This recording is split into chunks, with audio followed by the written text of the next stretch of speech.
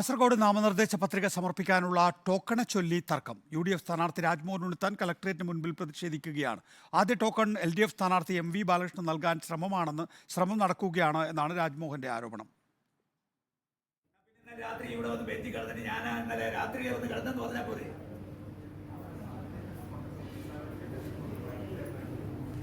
നിയമം എല്ലാവർക്കും ബാധകമാണ്. സ്വതന്ത്ര സ്ഥാനാർത്ഥിയാണ് അയാൾ കൊടുക്കുമെന്ന് പറഞ്ഞേ.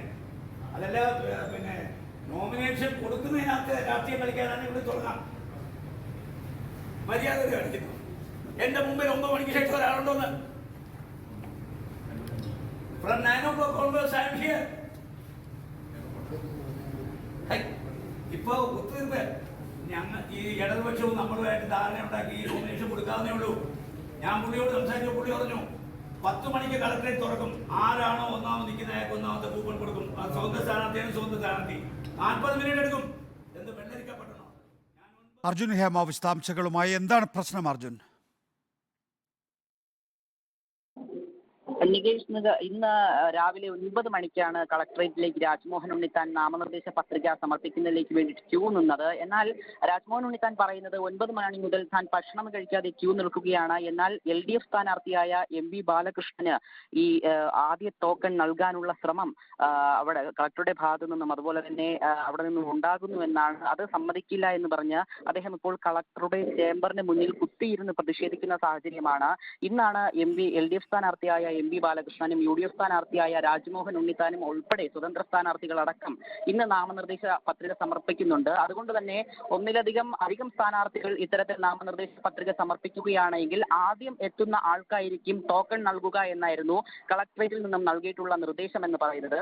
അതേസമയം തന്നെ LDF നേതാക്കളും പ്രതിനിധികളും പറയുന്നതാണെങ്കിൽ 7 മണി മുതൽ കളക്ടറേറ്റിനുള്ളിലേക്ക് അവർ എത്തിയിട്ടുണ്ടായിരുന്നു. അത് CCTV ദൃശ്യങ്ങൾ പരിശോധിച്ചാൽ മനസ്സിലാകുന്നതാണ്. രാജ്മോഹൻ ഉണ്ണിത്താൻ എത്തിയത് 9 മണിക്കാണ്. തങ്ങൾ 7 മണി മുതൽ ഉണ്ടായിരുന്നു. അതിനാൽ ആണ് ആദ്യ ടോക്കൺ അവർക്ക് നൽകിയത് എന്നാണ് പറയുന്നത്. അതേസമയം ഇതിൽ ഒരു തർക്കം നിലനിൽക്കുകയാണ്. കാരണം 7 മണി മുതൽ വന്നത് സമ്മതിക്കാൻ രാജ്മോഹൻ ഉണ്ണിത്താൻ തയ്യാറാകുന്നില്ല. 9 മണിക്ക് താൻ കൃത്യമായി ടോക്കൺ എടുക്കുന്നതിലേക്ക് വേണ്ടിയിട്ട് ക്യൂ നിന്നു. പക്ഷേ LDFന്റെ പ്രതിനിധികളൊന്നും തന്നെ ക്യൂവിൽ നിന്നിട്ടുണ്ടായിരുന്നില്ല.